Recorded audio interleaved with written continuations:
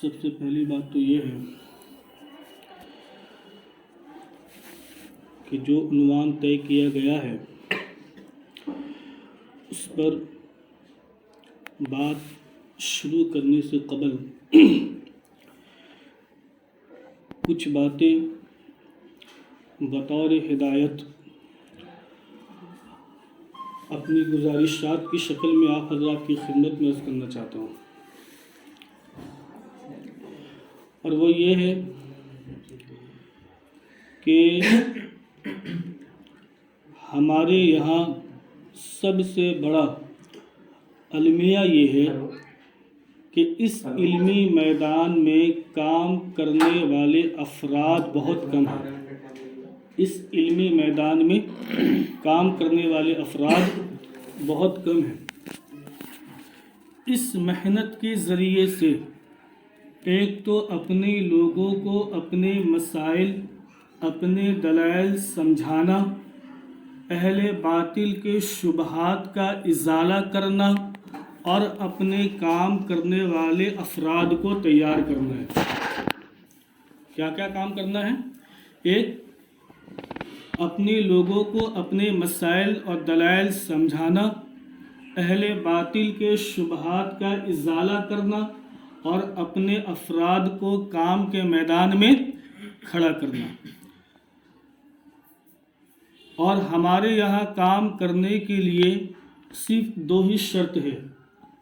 یہ دو شرط جس شخص کے اندر بھی پائی جائے گی وہ بندہ ہمارے کام کا ہے۔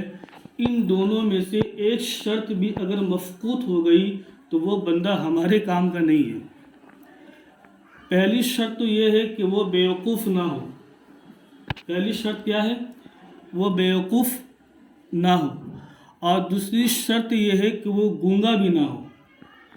مطلب یہ ہے کہ اس کے پاس سمجھنے والا ذہن ہو اور اس کے پاس سمجھانے والی زبان ہو۔ اس کے پاس سمجھنے والا ذہن ہو اور اس کے پاس سمجھانے والی زبان ہو۔ اگر ذہن ہے اور زبان نہیں ہے تو یہ کام سمجھ تو سکتا ہے مگر لوگوں کو سمجھا نہیں سکتا۔ لوگوں کو سمجھا نہیں سکتا۔ ہمیں ایسے بندے تیار کرنے ہیں اس محنت کے ذریعے سے جو کام بھی سمجھے اور لوگوں کو اپنا کام بھی سمجھائے، جو اپنے مسائل اور دلائل بھی سمجھے، اپنے لوگوں کو اپنے مسائل اور دلائل بھی سمجھائے۔ ایسے بندے تیار کرنے ہیں۔ تو اس نشست کا مقصد کیا ہے؟ ایک تو اپنے لوگوں کو اپنے مسائل، اپنے دلائل سمجھانا، اہل باطل کے شبہات کا ازالہ کرنا اور اپنے کام کرنے والے بندے کو تیار کرنا۔ ایک بات تو یہ ہے۔ دوسری بات یہ ہے کہ ہماری یہ محنت جو ہے یہ امت کو جوڑنے کے لیے ہے، امت کو توڑنے کے لیے نہیں ہے۔ ہماری محنت امت کو جوڑنے کے لیے ہے، امت کو توڑنے کے لیے نہیں ہے۔ کیوں؟ اس لیے کہ مسائل کی دو قسمیں ہیں شریعت اسلامیہ کے اندر۔ بعض وہ مسائل ہیں جو اتفاقی ہے جس میں کسی کا کوئی اختلاف نہیں، اور بعض وہ مسائل ہیں جو اختلافی ہیں جس میں اہل علم کے مختلف آراء موجود ہیں۔ ٹھیک ہے؟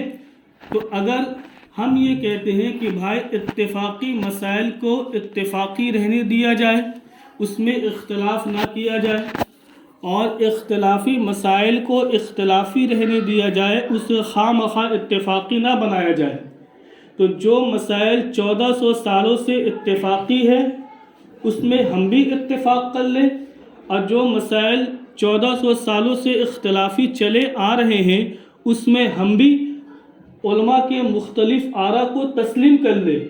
خواہ مخواہ اتفاقی مسائل میں اختلاف پیدا کرنا اور خواہ مخواہ اختلافی مسائل کو اتفاقی بنانا یہ امت میں توڑ کا کام کرے گا، یہ امت میں توڑ کا کام کرے گا۔ تو ہماری یہ محنت جو ہے یہ امت کو جوڑنے کے لیے ہے، امت کو توڑنے کے لیے نہیں۔ دوسری بات یہ ہے کہ اللہ کے نبی جناب محمد رسول اللہ صلی اللہ علیہ وسلم کے امتی ہونے کی حیثیت سے اللہ تبارک و تعالیٰ نے ہمارے اوپر 2 ذمہ داریاں عطا کی ہے۔ وہ ذمہ داری کیا ہے؟ ایک ذمہ داری ہے امت کو ایمان اور اعمال پر لانا، اور دوسری ذمہ داری ہے امت کے ایمان اور اعمال کو بچانا۔ امت کے ایمان اور اعمال کو بچانا۔ امت ایمان اور اعمال پر آئے گی فضائل کے ذریعے سے، امت کا ایمان اور اعمال بچے گا مسائل اور دلائل کے ذریعے سے۔ اگر فضائل والا کام امت کو جوڑنے کا ہے تو پھر مسائل اور دلائل والا کام بھی امت کو جوڑنے کا ہے۔ اگر فضائل والے کام سے امت ٹوٹتی نہیں ہے تو پھر مسائل اور دلائل والے کام سے امت بھی ٹوٹتی نہیں ہے۔ یہ بات ہمیں ذہن نشی کرنی چاہیے۔ بات آ رہی سمجھ میں؟ اس لیے کہ امت کو ایمان اور اعمال پر لانا بھی ضروری ہے، اور امت کے ایمان اور اعمال کو بچانا بھی ضروری ہے۔ اس لیے ہمیں ہمارا کام جوڑ پیدا کرنا ہے، ہمارا کام توڑ پیدا کرنا نہیں ہے۔ ایک صاحب مجھے کہنے لگے کہ اچھا یہ بتائے کہ حضرت مولانا طارق جمیل صاحب اور حضرت مولانا الیاس گھمبند صاحب، ان دونوں حضرات میں بڑے عالم آپ کی نگاہ میں کون ہیں؟ اب دیکھیے سوال کرنے والے کے ذہن میں کیا ہے، وہ کس طریقے سے سوال کر رہا ہے۔ میں سمجھ گیا کہ یہ جو سوال کر رہا ہے تو یقیناً ان دونوں میں سے کسی ایک شخص کو وہ بڑا مانتا ہے۔ ان دونوں میں سے کسی ایک شخص کو یہ کیا کرتا ہے؟ بڑا مانتا ہے۔ اگر میں نے کسی ایک کا بھی نام لیا تو لا محالہ وہ دوسرے کو کیا سمجھے گا؟ چھوٹا سمجھے گا۔ تو میں نے کہا کہ بھائی بات سمجھے، حضرت مولانا طارق جمیل صاحب یہ اپنے مسلک کے اچھے خطیب ہیں، اور حضرت مولانا الیاس گھمبند صاحب یہ اپنے مسلک کے اچھے وکیل ہیں۔ ان کا کام خطابت کا ہے، ان کا کام وکالت کا ہے۔ وہ اپنے فن خطابت میں بڑے ہیں، یہ اپنے فن وکالت میں بڑے ہیں، لہٰذا یہ دونوں حضرات اپنے اپنے فن کے بڑے ہیں۔ یہ تقابل ہی غلط ہے کہ کون بڑا ہے کون چھوٹا ہے، کون بڑا ہے کون چھوٹا ہے۔ تو میں نے یہ جملہ کہہ کر میں نے دونوں حضرات سے سب کو جوڑا ہے۔ اگر میں یہ کسی ایک کا بھی نام لے لیتا تو لازماً ایک کو وہ کیا سمجھتا کہ فلاں بڑے ہیں اور یہ چھوٹے ہیں۔ تو ہمارا کام یہ ہے کہ جتنے بھی ہمارے اکابر ہیں، چاہے وہ جس شعبے میں بھی کام کر رہے ہو، سارے ہمارے اکابر ہیں، اور اپنے لوگوں کو اپنے تمام اکابر سے ہم جوڑیں، تمام اکابر سے ہم جوڑیں۔ تو دو باتیں تو ذہن نشین رکھے بطور ہدایت۔ ایک تو ہمیں اس محنت کے ذریعے سے اہل باطل کے شبہات کا ازالہ کرنا، اور اپنے لوگوں کو اپنے مسائل اور دلائل سمجھانا، اور پھر اپنے بندے کو کام کے میدان میں کھڑا کرنا۔ ایک تو یہ کام، اور دوسرا کہ ہمیں امت کو جوڑ کر چلنا ہے، امت کو توڑ کر نہیں چلنا۔ ٹھیک ہے انشاءاللہ؟ یہ 2 باتیں ذہن میں رکھیں گے نا۔ اب جو عنوان طے کیا گیا ہے اس پر تھوڑی سی بات آپ حضرات کی خدمت میں عرض کر دیتا ہوں۔ اس میں ایک اصول ذہن میں رکھے کہ جو شخص جتنا بڑا ہوتا ہے اس کے مخالفین اتنے ہی زیادہ ہوتے ہیں۔ جو شخص جتنا بڑا ہوتا ہے اس کے مخالفین اتنے ہی زیادہ ہوتے ہیں، اور کسی کے مخالفین کا زیادہ ہو جانا یہ اس شخص کے چھوٹے ہونے کی دلیل نہیں۔ بات آ رہی سمجھ میں؟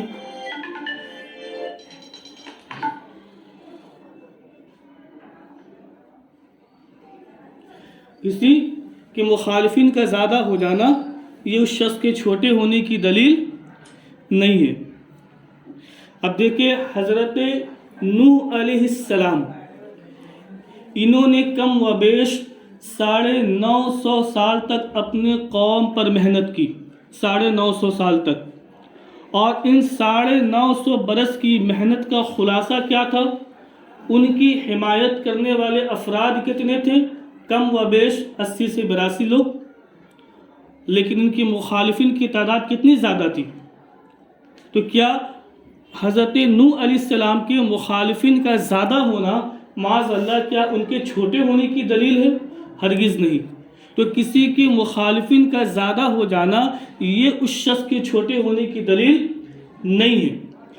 امام اعظم ابو حنیفہ رحمۃ اللہ علیہ یہ اتنے بڑے آدمی تھے، اتنے بڑے آدمی کہ اللہ تبارک و تعالیٰ نے اشارتاً اور کنایتاً، صراحتاً تو میں بات نہیں کرتا، البتہ اشارتاً اور کنایتاً قرآن کریم کے اندر بھی ان کی آمد کا اشارہ ملتا ہے۔ قرآن کریم کے اندر بھی ان کی آمد کا اشارہ ملتا ہے۔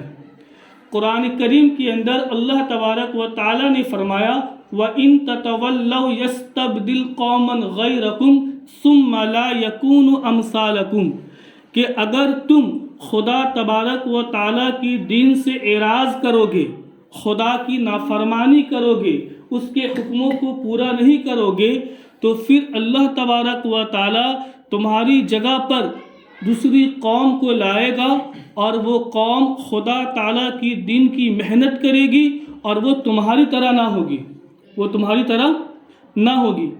اس آیت کے ذیل میں اہل مفسرین نے لکھا ہے کہ یہ آیت جب نازل ہوئی تو حضرات صحابہ کرام میں سے ایک صحابی رسول نے اللہ کے نبی سے پوچھا کہ اے اللہ کے رسول، اس آیت کے مصداق کہ ایسی قوم کو اللہ تعالیٰ لائے گا جو ہم سے بھی زیادہ جو ہے خدا کا دین کا کام کریں گے، وہ کون سی قوم ہوگی؟ وہ کون سی قوم ہوگی؟ تو اللہ کے نبی صلی اللہ تعالیٰ علیہ وسلم نے فرمایا، حضرت سلمان فارسی رضی اللہ تعالیٰ عنہ کے ران پر ہاتھ رکھ کر کہ یہ اور اس کی قوم ہوگی۔ کون؟ یہ اور اس کی قوم۔ کس کے؟ حضرت سلمان فارسی رضی اللہ تعالیٰ عنہ کے ران پر آپ نے ہاتھ رکھا اور فرمایا کہ یہ اور اس کی قوم ہوگی، اور پھر فرمایا لو کان العلم بالثریہ لتناولہ ناس من ابناء فارس، کہ اگر علم جو ہے وہ ثریہ ستارے پر بھی ہو تو ابناء فارس کا ایک شخص ہوگا جو وہاں سے بھی علم کو کھینچ کر لائے گا، جو وہاں سے بھی علم کو کھینچ کر لائے گا۔ حضرت شیخ جلال الدین سیوطی رحمۃ اللہ علیہ جو شافعی المذہب ہے، وہ لکھتے ہیں اس حدیث کی روشنی کے اندر کہ اس آیت کریمہ کی اور اس حدیث پاک کے مصداق امام ابو حنیفہ رحمۃ اللہ علیہ اور ان کے ماننے والے اصحاب ہیں۔ امام ابو حنیفہ رحمۃ اللہ علیہ اور ان کے ماننے والے اصحاب ہیں۔ کیوں؟ اس لیے کہ دنیا میں 4 بڑے ایسے امام گزرے ہیں جن پر پوری دنیا نے اتفاق کیا ہے، جن پر پوری دنیا نے اتفاق کیا ہے۔ ایک امام مالک رحمۃ اللہ علیہ، ایک امام شافعی رحمۃ اللہ علیہ، ایک امام احمد بن حنبل رحمۃ اللہ علیہ، اور ایک امام ابو حنیفہ رحمۃ اللہ علیہ۔ ان چاروں ائمہ میں سے صرف امام ابو حنیفہ رحمۃ اللہ علیہ واحد وہ شخص ہے جو فارسی النسل ہے۔ جو کون ہے؟ ہاں، باقی جتنے تینوں ائمہ گزرے ہیں یہ کسی نہ کسی قبیلے عرب سے تعلق رکھنے والے ہیں۔ صرف امام اعظم ابو حنیفہ رحمۃ اللہ علیہ وہ شخص ہیں جو فارسی النسل ہے اور فارسی نسل سے ہے۔ یہ امام اعظم ابو حنیفہ رحمۃ اللہ علیہ۔ امام یحییٰ بن معین رحمۃ اللہ علیہ یہ فرماتے ہیں کہ میرے نزدیک علماء صرف 4 ہیں۔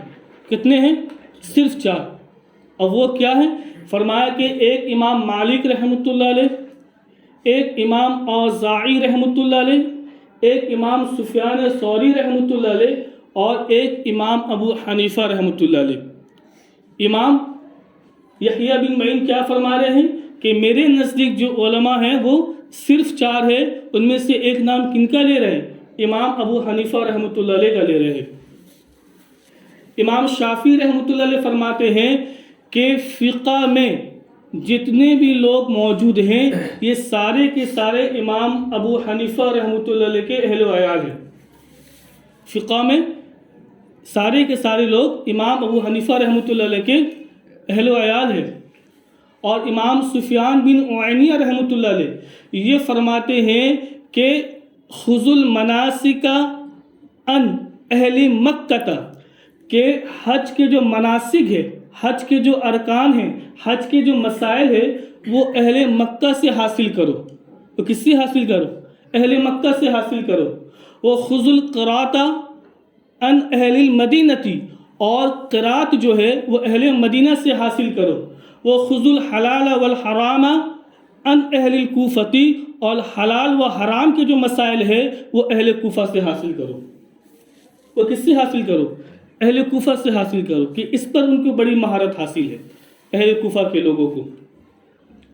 اور امام مالک رحمۃ اللہ علیہ یہ فرماتے ہیں کہ امام ابو حنیفہ رحمۃ اللہ علیہ وہ شخص ہے، اگر اس ستون کو سونے کا ستون بھی وہ ثابت کرنا چاہے تو اپنی دلیل کی قوت سے امام ابو حنیفہ رحمۃ اللہ علیہ اس ستون کو سونے کا ستون ثابت کر دے، اس ستون کو سونے کا ستون ثابت کر دے۔ اب بتائے، یہاں ایک بات میں آپ حضرات کے ذہن میں رکھنا چاہتا ہوں، امام مالک یہ فرما رہے ہیں کہ امام ابو حنیفہ وہ شخص ہے جو اگر اس ستون کو بھی سونے کا ستون ثابت کرنا چاہے گا تو امام اعظم رحمۃ اللہ علیہ کو اللہ تبارک و تعالیٰ نے وہ دلیل کی قوت اور ملکہ عطا فرمایا ہے کہ اس کی قوت سے وہ اسے بھی سونے کا ثابت کر دے۔ آج جو لوگ ہمارے بھائی یہ کہتے ہیں کہ امام صاحب رحمۃ اللہ علیہ کے پاس دلیل نہیں تھی، وہ دلیل کی دنیا میں یتیم تھے، اب سوچے امام مالک رحمۃ اللہ علیہ وہ زیادہ جانتے تھے یا آج کا بندہ زیادہ جانتا ہے؟ امام مالک رحمۃ اللہ علیہ یہ زیادہ جانتے تھے کہ امام صاحب رحمۃ اللہ علیہ کے پاس دلائل تھے یا نہیں، یا آج کا بندہ یہ زیادہ جانتا ہے کہ امام صاحب رحمۃ اللہ کے پاس دلائل تھے یا نہیں؟ یقیناً امام مالک کی بات معتبر ہوگی، ان کی بات مستند ہوگی، اور وہ فرما رہے ہیں کہ امام صاحب رحمۃ اللہ علیہ کے پاس دلیل تھی ہی نہیں بلکہ دلیل پر ان کو وہ مہارت حاصل تھی، وہ قوت اور ملکہ حاصل تھا کہ اگر اس ستون کو بھی وہ سونے کا ستون ثابت کرنا چاہے تو دلیل کی دنیا میں اسے بھی سونے کا ثابت کر دے، دلیل کی دنیا میں اسے بھی سونے کا ثابت کر دے۔ یہ کون فرما رہے ہیں؟ امام مالک رحمۃ اللہ علیہ فرما رہے ہیں۔ اور امام یحییٰ بن سعید القطان رحمۃ اللہ علیہ یہ بہت بڑے محدث گزرے ہیں، حافظ الحدیث ہے، اور ایک دو حدیث کے مالک نہیں بلکہ تقریباً 10 لاکھ حدیثوں کے حافظ ہیں۔ اور انہی کے ساتھی ایک امام وکیع بن الجراح رحمۃ اللہ علیہ، یہ بھی بہت بڑے حافظ الحدیث گزرے، اور یہ بھی ایک دو حدیثوں کے مالک نہیں بلکہ یہ بھی 10 لاکھ حدیثوں کے حافظ ہیں۔ ایک امام وکیع بن الجراح رحمۃ اللہ علیہ اور ایک امام سعید بن القطان رحمۃ اللہ علیہ، ان دونوں کے بارے میں حضرت علامہ حافظ شمس الدین ذہبی رحمۃ اللہ علیہ نے اپنی کتاب تذکرۃ الحفاظ کے اندر، اور علامہ حافظ ابن حجر اسقلانی رحمۃ اللہ علیہ نے اپنی کتاب تہذیب التہذیب کے اندر لکھتے ہیں کہ کانا یفتی بقول ابی حنیفہ، کہ یہ دونوں حضرات جو 10 لاکھ حدیثوں کے حافظ تھے، یہ امام ابو حنیفہ رحمۃ اللہ علیہ کے قول پر فتویٰ دیتے تھے۔ یہ کس کے قول پہ فتویٰ دیتے تھے؟ امام ابو حنیفہ رحمۃ اللہ علیہ کے قول پر۔ کانا یفتی بقول ابا حنیفہ، یہ امام ابو حنیفہ کے قول پر فتویٰ دیتے تھے۔ آج جو لوگ یہ الزام لگاتے ہیں ہمارے اوپر کہ دیکھو انہوں نے حدیث کو چھوڑا ہے، امام صاحب رحمۃ اللہ علیہ کے قول کو لیا ہے، حدیث کو چھوڑ کے امام صاحب کے قول کو لینا یہ شرک ہے اور ایسا شخص مشرک ہے۔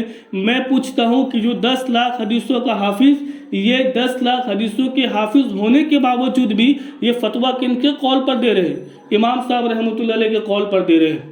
تو اب ان کے بارے میں یہ حضرات کیا فتویٰ صادر فرمائیں گے کہ حضرت سعید بن القطان رحمۃ اللہ علیہ اور امام وکیع بن الجراح رحمۃ اللہ علیہ یہ حضرات ان کے نزدیک مشرک ہوئے کہ نہیں ہوئے؟ یہ حضرات ان کے نزدیک مشرک ہوئے کہ نہیں ہوئے؟ یہ بات سمجھنے کی ہے دوستو بزرگوں۔ ان کے وہ حضرات ہمیشہ یہ پروپیگنڈا کرتے ہیں ہمارے خلاف، لیکن جب ہم کتابوں کا مطالعہ کریں گے، اہل علم کی تاریخ کا جائزہ لیں گے اور ان کے جو ہے فتاویٰ کو دیکھیں گے اور ان کے مسائل کو پڑھیں گے تو پتہ چلے گا کہ اتنے بڑے بڑے محدثین تھے جنہوں نے امام صاحب رحمۃ اللہ علیہ کے قول پر فتویٰ دیا ہے، باوجود کہ وہ حافظ الحدیث تھے، باوجود یہ کہ وہ حافظ الحدیث تھے۔ اور پھر دوسری بات دوستو بزرگوں، امام صاحب رحمۃ اللہ علیہ کو اتنے بڑے آدمی تھے، اتنے بڑے آدمی کہ امام بخاری رحمۃ اللہ علیہ کے بارے میں آتا ہے کہ امام بخاری رحمۃ اللہ علیہ کے سلسلے میں اہل علم نے 2 قول نقل کیے ہیں، ایک یہ کہ وہ مجتہد تھے اور دوسرے یہ کہ وہ مقلد تھے، ایک یہ کہ وہ مجتہد تھے اور دوسرے یہ کہ وہ مقلد تھے۔ تو جنہوں نے امام بخاری رحمۃ اللہ علیہ کو مقلد کہا ہے وہ یہ بھی لکھتے ہیں کہ وہ امام شافعی رحمۃ اللہ علیہ کی تقلید کرتے تھے۔ امام بخاری رحمۃ اللہ علیہ کس کی تقلید کرتے تھے؟ امام شافعی رحمۃ اللہ علیہ کی۔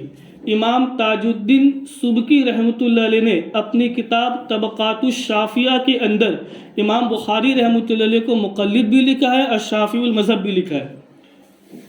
امام بخاری کو مقلد بھی لکھا ہے اور شافعی المذہب بھی لکھا ہے۔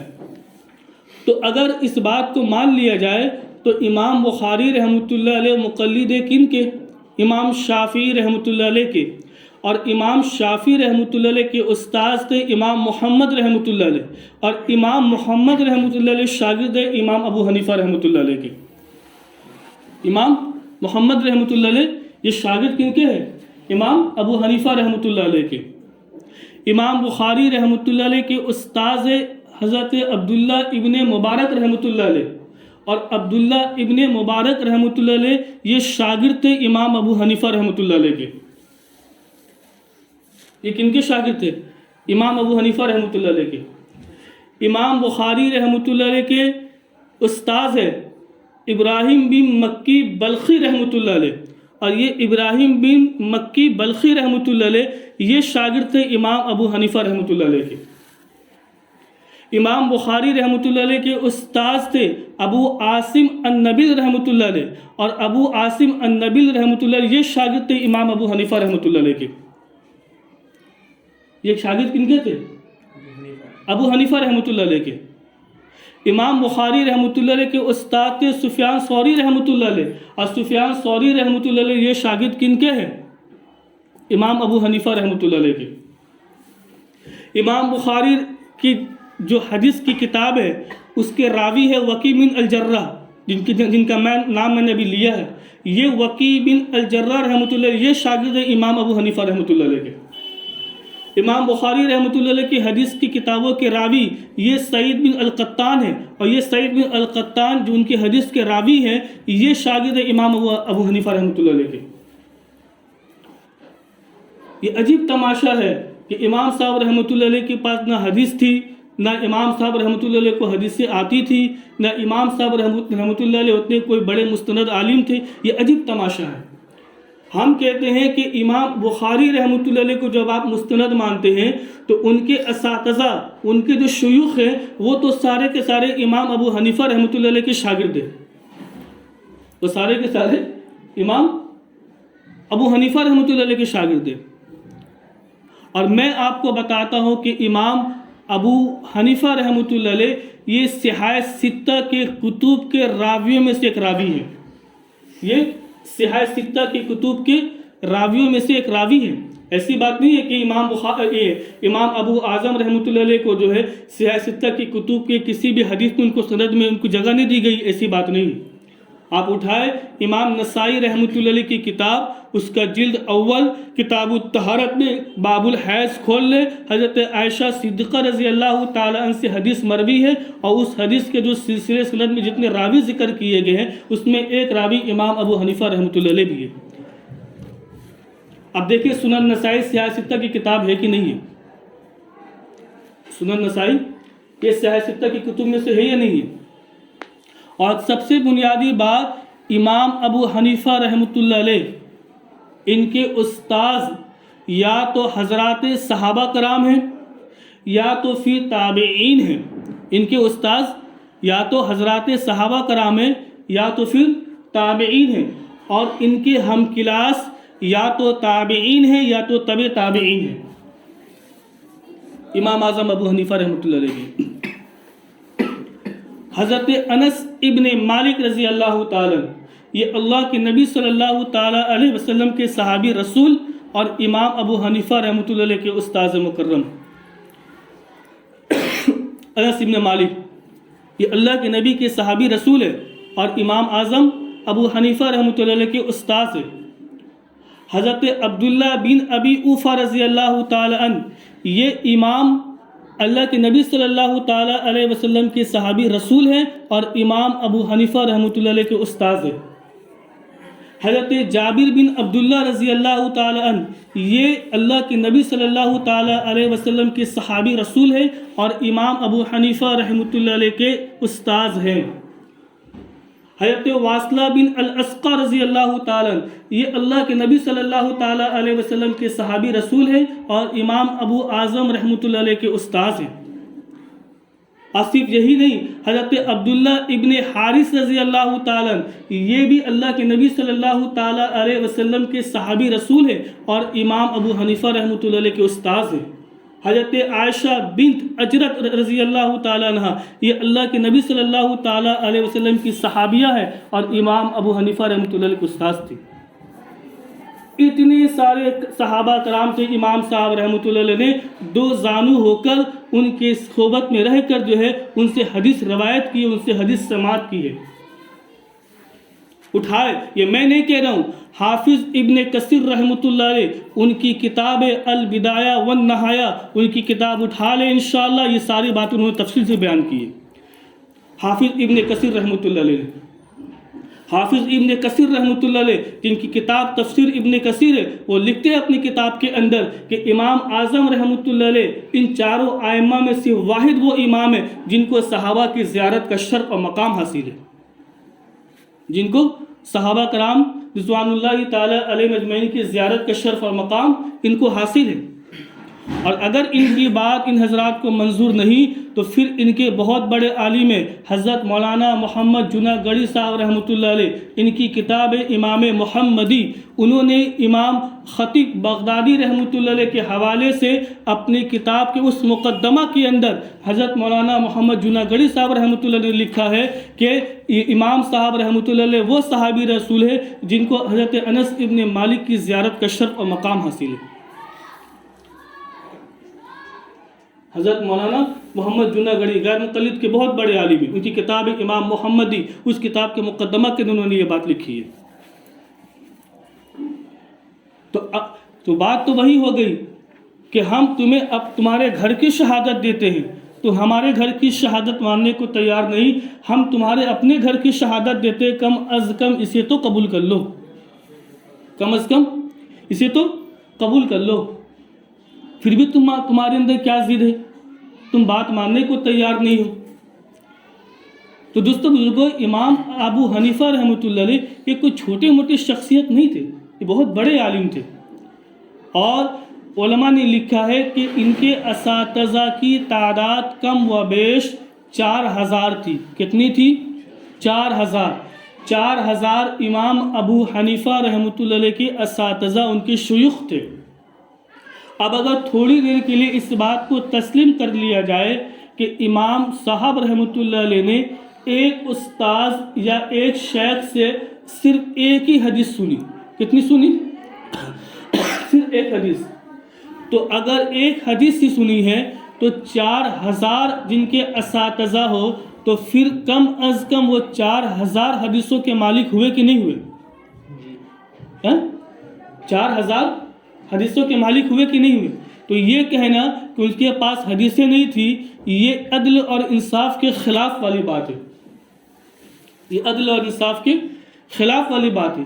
اور یہ بھی عجیب بات ہے کہ جن کے شاگرد محدثین ہو، ان کا استاذ ان کے استاذ کو حدیث نہ آتی ہو، جن کے شاگرد محدثین ہو اور ان کے جو استاذ ہیں انہیں حدیث نہ آتی ہو، یہ بھی عجیب منطق ہے۔ ارے بھائی، جب میں خود میتھمیٹکس نہیں جانتا تو میں آپ کو کیسے پڑھا سکتا ہوں؟ میں خود کیمسٹری نہیں جانتا تو آپ کو کیسے پڑھا سکتا ہوں؟ اب مجھے حدیث نہیں آتی ہے اور آپ میرے شاگردی میں رہ کر آپ حافظ الحدیث کیسے ہو گئے؟ آپ حافظ الحدیث کیسے ہو گئے؟ ہاں، یہ الگ بات ہے کہ امام صاحب رحمۃ اللہ علیہ ان کا فن درایت کا تھا، روایت کا نہیں تھا۔ ان کا فن درایت کا تھا، روایت کا نہیں تھا۔ امام بخاری رحمۃ اللہ علیہ اپنے فن روایت کے امام تھے، امام ابو حنیفہ رحمۃ اللہ علیہ اپنے فن درایت کے امام تھے۔ یہ دونوں حضرات کا کام جدا گانا ہے، وہ اپنے فن کے امام تھے، یہ اپنے فن کے امام تھے۔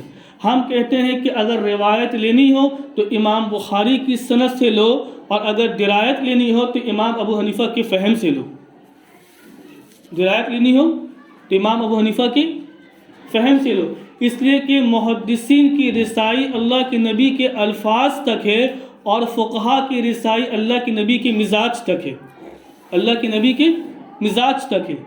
محدثین الفاظ شناس رسول ہے اور فقہا مزاج شناس رسول ہے۔ فقہا کیا ہے؟ یہ مزاج شناس رسول ہے۔ اس کی چھوٹی سی مثال میں آپ حضرات کی خدمت میں عرض کرتا ہوں۔ دیکھیں، حدیث میں اللہ کے نبی نے فرمایا کہ جب دودھ میں مکھی گر جائے تو اس کا حکم کیا ہے کہ انگلی سے اس مکھی کو ڈبو دیا جائے، یہی ہے نا اس کا طریقہ۔ اور جب وہ مکھی دودھ کے اوپر کی سطح پر آ جائے تو اس مکھی کو پھینک کر چاہے تو دودھ استعمال کر لے، چاہے تو نہ استعمال کرے، یہی حکم ہے نا حدیث کا، ٹھیک ہے نا۔ اب سوال یہ پیدا ہوتا ہے کہ دودھ میں تو صرف مکھی ہی نہیں گرتی ہے، ہمارے یہاں تو مچھر بھی ہے، کھٹمل بھی ہے، جگنو بھی ہے، چونٹی بھی ہے۔ اگر ان کیڑوں مکوڑوں میں سے کوئی ایک کیڑا گر جائے تو اب اس کا حکم حدیث میں کیا ہوگا؟ اللہ کے نبی صلی اللہ تعالیٰ علیہ وسلم نے تو صرف مکھی کی بات بیان فرمائی ہے نا، دوسرے اور کسی کیڑے مکوڑوں کا تو ذکر نہیں فرمایا کہ اگر مچھر گر جائے تو اب کیا طریقہ ہوگا، یا پھر چونٹی گر جائے، جگنو گر جائے تو اب اس کے استعمال کا کیا طریقہ ہوگا، یہ اللہ کے نبی نے بیان نہیں فرمایا۔ اب اگر امام بخاری رحمۃ اللہ علیہ کے پاس یہ مسئلہ لے کر ہم جاتے ہیں تو امام بخاری رحمۃ اللہ علیہ فرمائیں گے کہ یہ حدیث کی جو سند ہے، کہ یہ حدیث اللہ کے نبی کی مجھ تک پہنچی ہے، اس کی بے شمار سندیں میں آپ کی خدمت میں پیش کر سکتا ہوں، بے شمار سندیں میں آپ کی خدمت میں پیش کر سکتا ہوں۔ لیکن اب آپ کہیں گے کہ اس میں کیڑے جگنو کا مسئلہ نکال کے دکھائے یا پھر چونٹی کا مسئلہ نکال کے دکھائے، تو ایسی کوئی حدیث میرے پاس نہیں، البتہ مکھی والی حدیث کی ایک نہیں کئی سندیں میں آپ کو پیش کر سکتا ہوں۔ امام اعظم رحمۃ اللہ علیہ کے پاس ہم جاتے ہیں تو امام اعظم فرماتے ہیں کہ اسی مکھی والے حدیث کے اندر جگنو والا مسئلہ چھپا ہوا ہے، اسی مکھی والے حدیث کے اندر چونٹی والا مسئلہ بھی چھپا ہوا ہے، اسی مکھی والے حدیث کے اندر وہ دوسرے کیڑے کے مسئلے بھی چھپے ہوئے ہیں۔ کیوں؟ امام اعظم فرماتے ہیں کہ اللہ کے نبی نے جو مکھی کا ذکر فرمایا ہے تو مکھی کا ذکر فرما کر ایک قاعدہ کلیہ بیان فرما دیا، اب سارے کیڑے مکوڑوں کا جو حکم ہے اسی قاعدے کلیہ سے نکال لیا جائے گا۔ اب وہ قاعدہ کلیہ کیا ہے کہ مکھی وہ کیڑا ہے جس کے اندر گردش کرنے والا خون نہیں پایا جاتا، جس کے اندر گردش کرنے والا خون نہیں پایا جاتا۔ اب لہٰذا ہر وہ کیڑا جس کے اندر گردش کرنے والا خون نہیں پایا جائے گا اس کا حکم بھی وہی ہوگا جو مکھی کا حکم ہوگا۔ تو امام صاحب رحمۃ اللہ علیہ نے اس حدیث سے کیا نکال لیا؟ اس حدیث کے مسائل کی جو علت تھی وہ علت امام صاحب نے نکال لی۔ اب اسی علت کو پیش نظر رکھتے ہوئے امام صاحب رحمۃ اللہ فرماتے ہیں کہ جگنو کا مسئلہ بھی اسی حدیث کے اندر ہے، چونٹی کا مسئلہ بھی اسی حدیث کے اندر ہے، اور مچھر کا مسئلہ بھی اسی حدیث کے اندر ہے۔ ہم یہ کہتے ہیں کہ آپ کو غیر مقلدین سے بات کرنے کے لیے کو لمبی چوڑی قرآن اور حدیث یاد کرنے کی ضرورت نہیں ہے، بلکہ ایک دودھ کا گلاس لے لیں اور اس میں ایک مچھر ڈال لیں اور کہیں کہ بھائی مجھے حدیث پڑھ کے اس مچھر کو نکال کے دکھا دے، حدیث پڑھ کے اس مچھر کو نکال کر دکھا دے۔ وہ کہیں گے بھائی مکھی والی حدیث، مکھی تو اس پر ہے ہی نہیں ہے، اب مچھر والی حدیث پڑھ کے دیکھا، مچھر والی حدیث پڑھ کر دیکھا۔ لیکن یاد رکھیے قیامت تو آ سکتی ہے، ایسی کوئی حدیث وہ قیامت کی صبح تک پیش نہیں کر سکتے کہ جس میں مچھر کی لفظ کی پوری صراحت ہو کہ اللہ کے نبی نے مچھر کے بارے میں حکم بیان فرمایا ہو کہ دودھ میں یا کسی اور دیگر کھانے پینے کی چیزوں میں اگر مچھر گر جائے تو پھر اس کا حکم کیا ہے، اس کا حکم کیا ہے۔ تو زیادہ ان سے بات کرنے کے لیے لمبی چوڑی مطالعہ کرنے کی ضرورت نہیں ہے، بلکہ بس موٹی موٹی باتوں کو ذہن میں رکھنا ہے، انشاءاللہ اس سے ہمارا کام کیا ہو جائے گا، آسان ہو جائے گا۔ تو امام اعظم ابو حنیفہ رحمۃ اللہ علیہ کا کام کیا ہے؟ یہ درایت کا ہے، اور امام بخاری رحمۃ اللہ علیہ کا کام کیا ہے؟ یہ روایت کا ہے. امام بخاری رحمۃ اللہ علیہ اپنے فن کے ماہر ہے اور امام اعظم ابو حنیفہ رحمۃ اللہ علیہ اپنے فن کے ماہر ہے. بات آ رہی سمجھ میں بھائی. اور ایک پروپیگنڈا یہ ہوتا ہے کہ امام صاحب رحمۃ اللہ علیہ یہ حدیث کے مقابلے میں اور قرآن کے مقابلے میں اپنے قیاس کو ترجیح دیا کرتے تھے. ایک الزام امام صاحب رحمۃ اللہ علیہ پر یہ بھی ہے کہ حدیث اور قرآن کے مقابلے میں کس سے ترجیح دیتے تھے؟ اپنے قیاس کو، اپنی عقل کو ترجیح دیتے تھے. اس سلسلے میں ایک دو بات آپ کی خدمت میں عرض کر دوں. وہ یہ کہ ایک مرتبہ امام باقر رضی اللہ تعالی عنہ، ان کے زمانے میں کسی نے امام ابو حنیفہ رحمۃ اللہ علیہ کے بارے میں شکایت کر دی کہ اس شخص ہے جس کا نام نعمان بن ثابت ہے اور لوگ اسے ابو حنیفہ کے نام سے جانتے ہیں، اور یہ آپ کے نانا جان کی حدیث پر اپنی قیاس کو ترجیح دیتا ہے، اپنی قیاس کو ترجیح دیتا ہے. امام باقر رضی اللہ تعالیٰ نے کہا کہ مجھے پیش کیا جائے، بلایا جائے. تو لوگ جو ہے امام ابو حنیفہ رحمۃ اللہ علیہ کو امام باقر رضی اللہ تعالیٰ عنہ کے دربار میں لے آئے. تو ان سے پوچھا گیا کہ تمہارے بارے میں یہ خبر مجھ تک پہنچی ہے کہ تم میرے نانا جان کی حدیثوں پر اپنے قیاس کو، اپنی عقل کو ترجیح دیتے ہو، کیا یہ بات صحیح ہے؟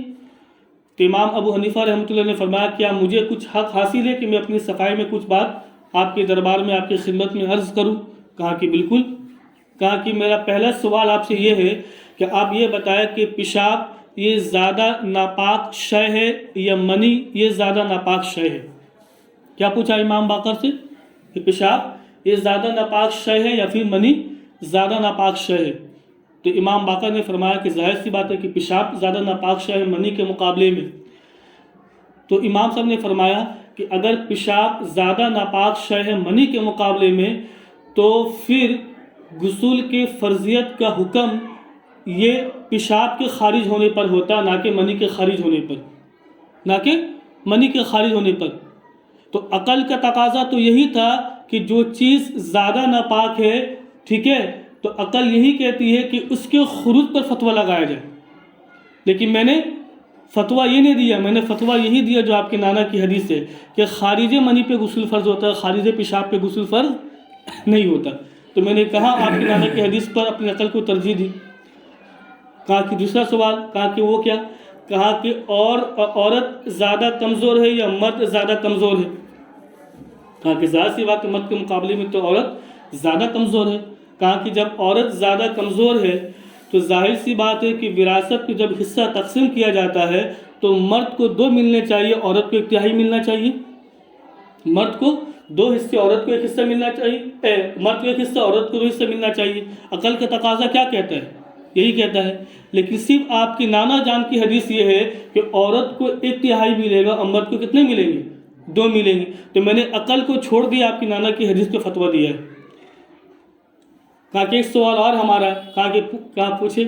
کہا کہ میرا سوال یہ ہے کہ نماز اور روزہ ان دونوں میں زیادہ اہم عبادت کون سی ہے؟ امام باقر رضی اللہ تعالیٰ نے کہا کہ ظاہر سی بات ہے نماز روزے کے مقابلے میں زیادہ اہم عبادت ہے. تو آپ نے فرمایا کہ جب نماز روزے کے مقابلے میں زیادہ اہم عبادت ہے تو عورت کے جو مخصوصہ ایام ہوتے ہیں اس ایام میں اگر روزے سے ہو تو روزہ بھی نہیں رکھتی ہے اور نماز بھی نہیں پڑھتی ہے. لیکن ایام مخصوصہ کی فراغت کے بعد عورت پر نماز تو معاف ہو جاتی ہے مگر روزہ معاف نہیں ہوتا، جبکہ نماز کیا ہے؟ زیادہ اہم عبادت ہے. امام صاحب نے فرمایا کہ عقل کا تقاضا یہی ہے کہ نماز معاف نہیں ہونی چاہیے تھی، روزہ معاف ہو جاتا. لیکن آپ کی نانا کی حدیث یہ ہے کہ روزہ معاف نہیں ہے، نماز معاف ہے. میں نے عقل کو چھوڑا، آپ کی نانا کی حدیث پہ فتویٰ دیا. کس پہ فتویٰ دیا؟ آپ کے نانا کی حدیثوں پر. تو یہ جو امام صاحب رحمۃ اللہ علیہ کے بارے میں یہ جو پروپیگنڈا چلایا جاتا ہے کہ امام صاحب رحمۃ اللہ علیہ اپنے عقل کو ترجیح دیتے تھے حدیث کے مقابلے میں، یہ بات ٹھیک نہیں. ہاں البتہ وہ مسئلہ جو صراحتاً حدیث کے اندر یا قرآن کے اندر موجود نہیں ہوتا تو پھر امام صاحب رحمۃ اللہ علیہ وہاں پر قیاس سے کام لیا کرتے تھے، وہاں پر قیاس سے کام لیتے تھے. مثال کے طور پر اب آپ رکوع میں چلے گئے، آپ نے سبحان ربی العظیم کی جگہ پہ سبحان ربی الاعلیٰ پڑھ دیا، اب نماز کا کیا حکم ہے؟ اب آپ کی نماز ہوئی یا آپ کی نماز نہیں ہوئی؟ آپ پر سجدہ سہو لازم آیا، کیا ہوا؟ اب اس کا ذکر قرآن حدیث میں کئی صراحت موجود نہیں ہے۔ تو امام صاحب فرماتے ہیں کہ میں نے یہاں پر قیاس کیا ہے جہاں قرآن حدیث میں کوئی حکم موجود نہیں ہے۔ تو امام صاحب نے دیکھا کہ سبحان ربی الاعلیٰ یا سبحان ربی العظیم پڑھنا یہ فرض نہیں ہے۔ یہ کیا ہے؟ فرض نہیں ہے۔ اور اصول ضابطہ یہ ہے کہ فرض چھوٹ جاتا ہے یا پھر چھوڑ دیا جاتا ہے تو نماز کو لوٹانا پڑتا ہے، نماز سرے سے ہوگی نہیں۔ تو لہذا جب فرض نہیں چھوٹا تو نماز ہو گئی، نماز کیا ہو گئی؟ ہو گئی۔ اب پھر دیکھا امام صاحب نے کہ یہ واجب ہے کہ نہیں، دیکھا یہ واجب بھی نہیں ہے۔ اگر واجب ہوتا تو پھر واجب کا اصول کیا ہے کہ سجدہ سہو لازم آتا، تو لہٰذا یہ سجدہ سہو لازم ہوتا۔ تو امام صاحب نے دیکھا کہ یہ فرض بھی نہیں ہے، یہ واجب بھی نہیں ہے، زیادہ سے زیادہ یہ کیا ہے؟ سنت ہے۔ تو امام صاحب نے دیکھا کہ یہ سنت تو ہے، کیا سنت کی چھوٹ جانے سے یا چھوڑ دینے سے نماز ہوتی کہ نہیں ہوتی ہے؟ کوئی نماز ہو جاتی ہے، نماز ہو جاتی ہے۔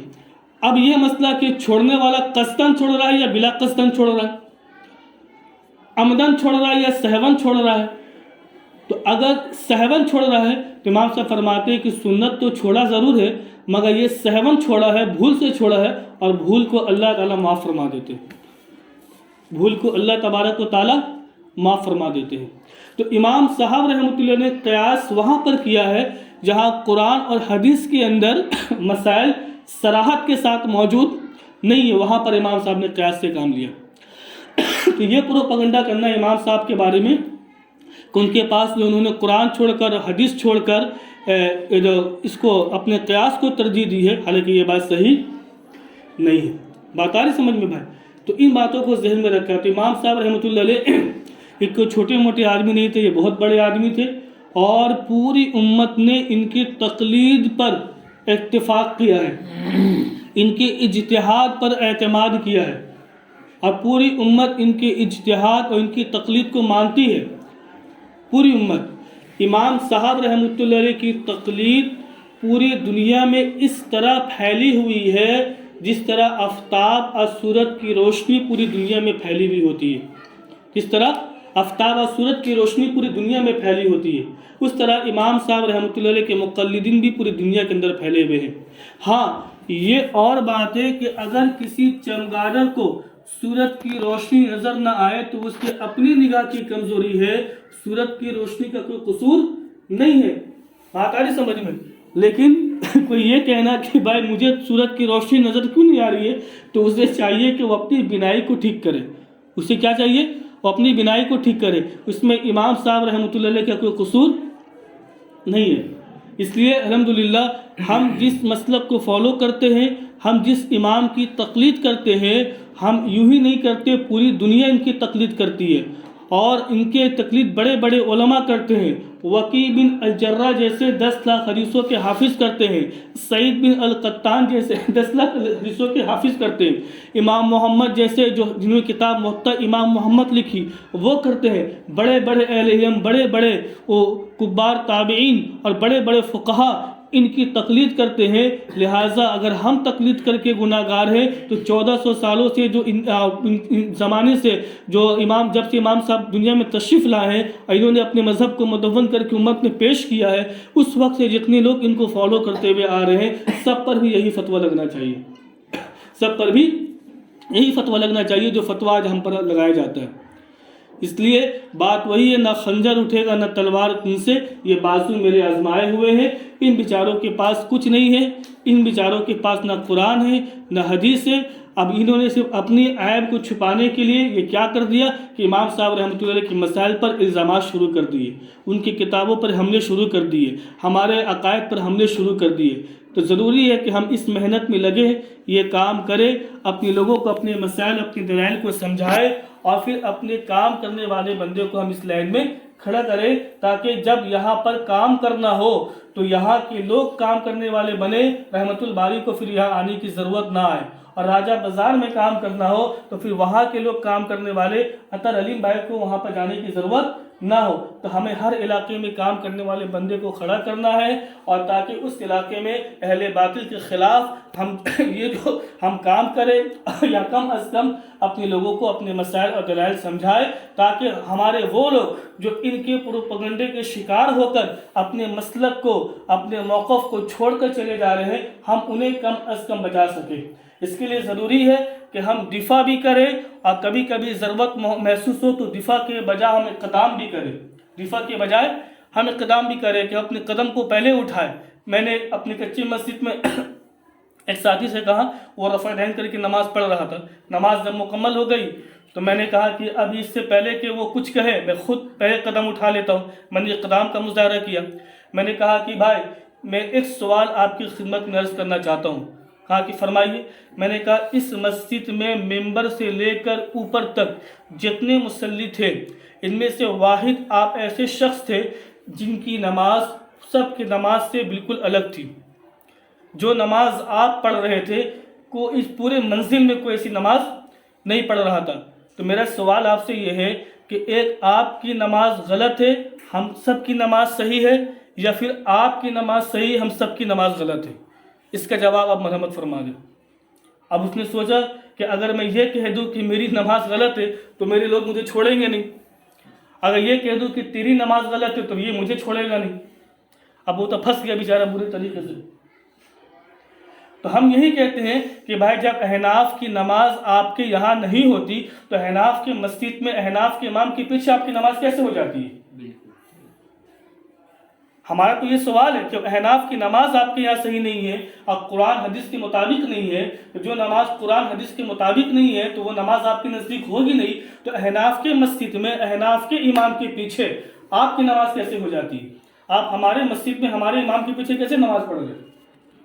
اس کا مطلب تو یہی ہے کہ کل تک آپ یہ کہتے تھے کہ احناف کی نماز نہیں ہوتی، ہمارے مسجد میں ہمارے امام کے پیچھے نماز پڑھ کے یہ بتا رہے کہ بھائی میری بھی نماز نہیں ہوتی، میری بھی نماز نہیں ہوتی۔ تو جو فتویٰ آپ نے ہمارے نمازوں پہ لگایا، ہمارے امام کے پیچھے نماز پڑھ کے، وہی فتویٰ آپ نے اپنے پر بھی چسپاں کر دیا۔ بات آئی سمجھ میں؟ تو ان چند باتوں کو ذہن میں رکھیں انشاءاللہ۔ اللہ تبارک و تعالی ہم سب کو کہنے سے سننے سے زیادہ عمل کی توفیق عنایت فرمائے اور ہم سبوں کو کام کرنے والا بنائے۔ وآخر دعوانا الحمدللہ رب العالمین۔